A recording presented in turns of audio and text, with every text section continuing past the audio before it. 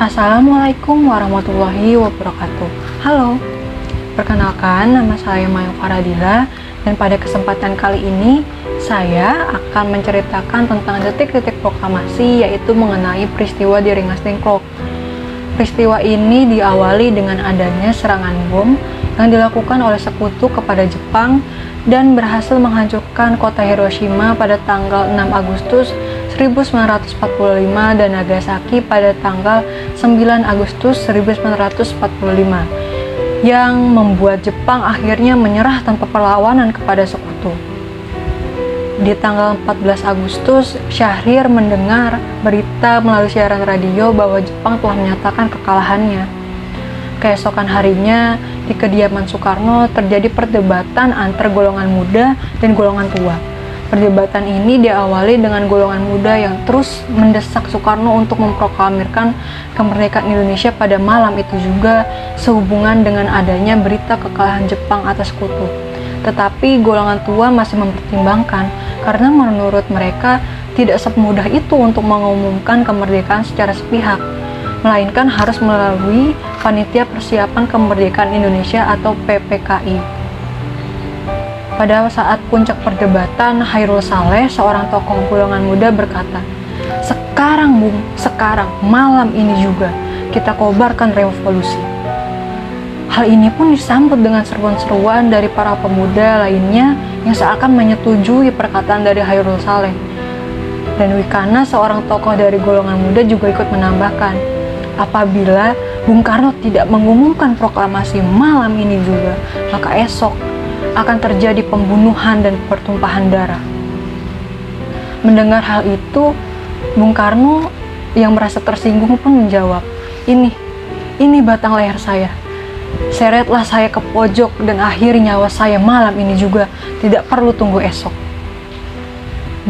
Perdebatan antar golongan muda dan golongan tua tidak menemukan kesepakatan, dan akhirnya para pemuda memutuskan untuk menculik Bung Karno dan Bung Hatta ke Rengas Dengklok agar terhindar dari pengaruh Jepang. Pada tanggal 16 Agustus 1945 saat dini hari, Bung Karno dan Bung Hatta diculik ke Rengas Dengklok. Di sana, para pemuda terus mendesak agar segera memproklamirkan kemerdekaan Indonesia. Sementara di Jakarta, Ahmad Subarjo dan Wikana melakukan perundingan dan akhirnya memutuskan untuk mengantarkan Soekarno dan Hatta kembali ke Jakarta, dan diputuskan bahwa 17 Agustus 1945 adalah hari di mana Indonesia akan memproklamirkan kemerdekaannya. Saat malam hari di tanggal 16 Agustus 1945, teks proklamasi dirumuskan oleh Bung Karno, Bung Hatta, dan Mr. Ahmad Subarjo. Rumah Laksamada Maeda dipilih karena beliau menjamin keselamatan bagi para tokoh Indonesia yang sedang merumuskan teks proklamasi. Setelah dirumuskan, teks proklamasi diketik oleh Sayuti Melik. Dan pada 17 Agustus 1945, tepatnya pada pukul 5 pagi, para tokoh meninggalkan rumah Laksamada Maeda dan mereka memutuskan untuk memproklamirkan kemerdekaan di kediaman Soekarno, tepatnya di Jalan Pegangsaan Timur nomor 56 di Jakarta. Upacara proklamasi kemerdekaan berlangsung sangat sederhana. Pada pagi hari itu, rumah Soekarno terlihat sangat sibuk.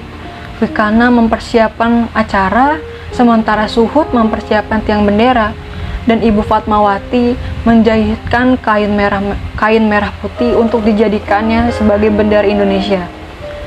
Bung Karno yang ditemani oleh Hatta menyampaikan pidato dengan suara lantang sebagai pembuka, dan setelah itu dilanjutkan dengan membacakan teks proklamasi kemerdekaan Indonesia. Disambut dengan pengibaran bendera merah putih dan juga diiringi dengan nyanyian Indonesia Raya. Meskipun sangat sederhana, momen inilah yang menghantarkan Indonesia ke depan pintu gerbang kemerdekaan. Hal ini juga dapat mengajarkan kita bahwa untuk menggapai cita-cita harus memiliki tekad yang kuat, semangat, dan persiapan yang sangat baik. Menurut saya sekian dari saya, kurang lebihnya mohon maaf. Wassalamualaikum warahmatullahi wabarakatuh. Terima kasih sudah mendengarkan. Semoga sehat selalu.